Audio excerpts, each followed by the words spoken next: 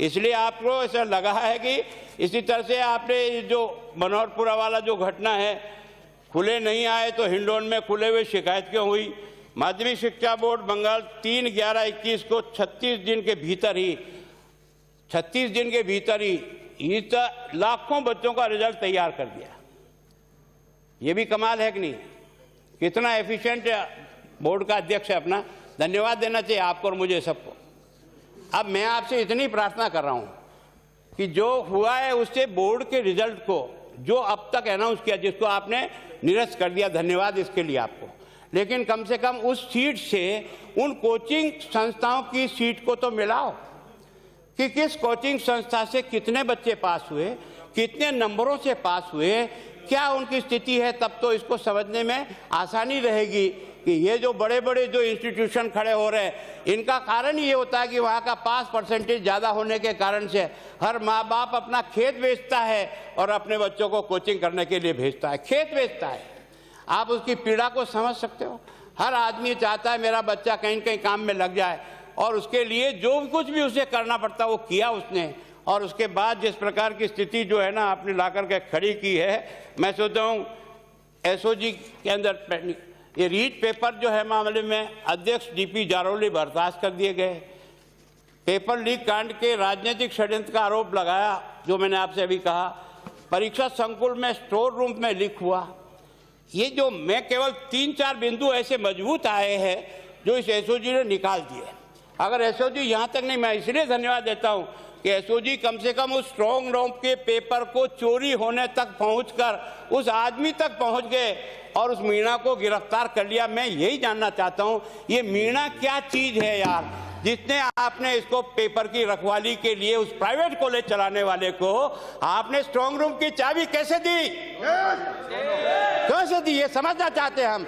और इस कारण से आपने जिस प्रकार के हालात बना के रखा है, आपने देखा होगा मामले में ये जो बत्तीलाल मीणा को गिरफ्तार किया, ये बत्तीलाल मीणा आपकी पार्टी का क्या पदाधिकारी, थोड़ा बता देना कि बत्तीलाल जी मीणा कौन है मामले में। इसी तरह से जेईएन पृथ्वीराज मीणा, ये जेईएन पृथ्वीराज मीणा गिरफ्तारी करना, उनका कबूला कि मैं 40 रुपये लेकर के मैंने पेपर बेचने के लिए इकट्ठा किया था और फांसी खाई और मरा।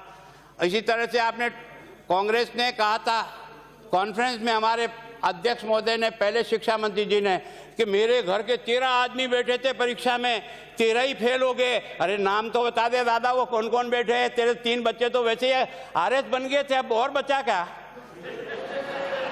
क्या दुर्भाग्य का है, दुर्भाग्य। आज ईमानदारी से मैं आपसे मैं कहना चाहता हूँ, ये जो बाड़मेर निवासी ठेकेदार भजनलाल बिश्नोई के पास 24 सितंबर को रात को ही लीक प्रश्न पत्र पहुंच गया था नहीं, ये एसओजी की जांच में है। 24 तारीख को रात को ही पहुंच गया और 25 को परीक्षा थी।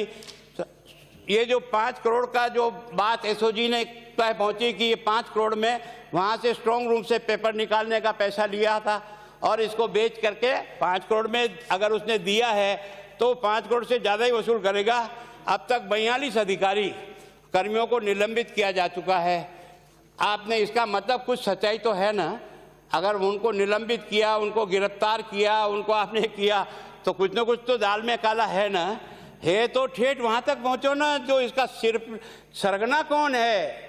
जिस सरगने ने इस तरह की गंदी हरकत की है और शिक्षा के मंत्री को अपवित्र किया है, मैं सोचता हूँ ये शिक्षा का धर्म नहीं हो सकता कि वो पैसों के चंद टुकड़ों के पीछे उस बच्चे की जिंदगी को दांव पे लगा दे। ये दुर्भाग्य नहीं है हमारा राजस्थान का, दुख की बात है बहुत सी। आपने देखा होगा 1 करोड़ 16 लाख रुपए तो रिकवर भी हो गए।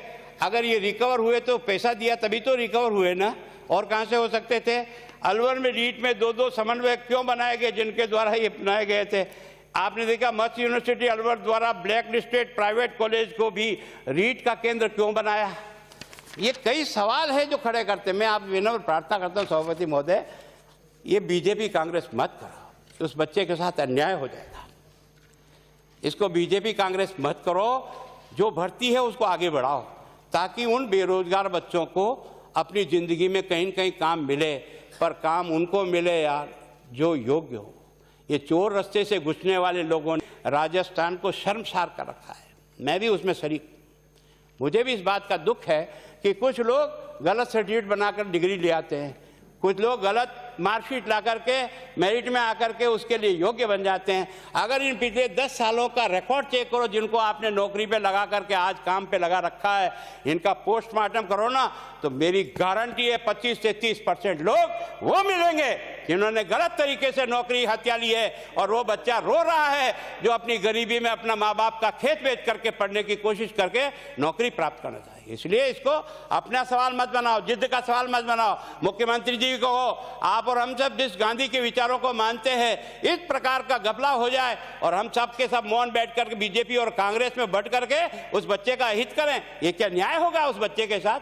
और इसलिए कहते हैं कि इन बड़े लोगों की जांच, आपकी रीट साल भर में जांच होगी, कोई दिक्कत नहीं, आने दो ना, जो भी लपड़े में आएगा गएगा अंदर, उसमें मैं भी आ जाऊंगा तो मैं भी जाऊंगा, कोई चिंता की बात नहीं, पर इस सच्चाई निकल चाहिए। एक दूसरा, मैं शिक्षा मंत्री जी आपसे प्रार्थना करता हूं, परीक्षा को वेल प्रूफ बनाने के लिए आप यूपीएससी के परफेक्ट लोगों को और भी जहां जहां जो संस्था है उनके साथ बैठ करके चर्चा करो, इस परीक्षा को कैसे बिखेरा जाए, कैसे जिला लेवल पर इसका प्रारंभिक कैसे स्क्रूटनिंग की जाए, और उसके बाद सेलेक्टेड बच्चों को आप किस तरह से, आज की तारीख में तो आपका इतना इम्प्रूवमेंट हो गया ना, हर बच्चे को कंप्यूटर के सामने बिठा सकते हो आप, ऐसी क्या समस्या है?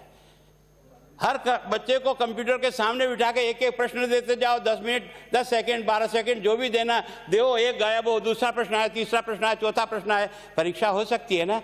अगर हमारे मन में बेईमानी नहीं है, हम अपने और परायों को सेलेक्ट करने का दिमाग बना रखे जब तो असफल, और अगर ईमानदारी से काम करना चाहते हैं तो सारी व्यवस्थाएं आज भी हो सकती है। मैं चाहता हूं ये परीक्षा जल्दी से जल्दी होकर उन बेरोजगार बच्चों को अपनी ज़िंदगी मिले, इसके लिए जो भी एक्सरसाइज करना तुरंत करके परीक्षा की डेट भी अनाउंस करो, और इसको सीबीआई जांच के इसलिए भेज रहा हूं कि इसलिए भेज रहा हूं कि हमारी एसओजी की अपनी एक लिमिट है, उस लिमिट से ऊपर के आदमी को बुलाकर टॉर्चर करना या उससे ऊंचा नीचा करना उसके बस के बाहर है। लेकिन ये जो सीबीआई है, इतने मुझे भी 2.5 साल तक रगड़ा है, बिना कसूर के रगड़ा है, बिना कसूर के रगड़ा है, फिर भी मुझे कोई दिक्कत नहीं, मैंने उसको फेस किया।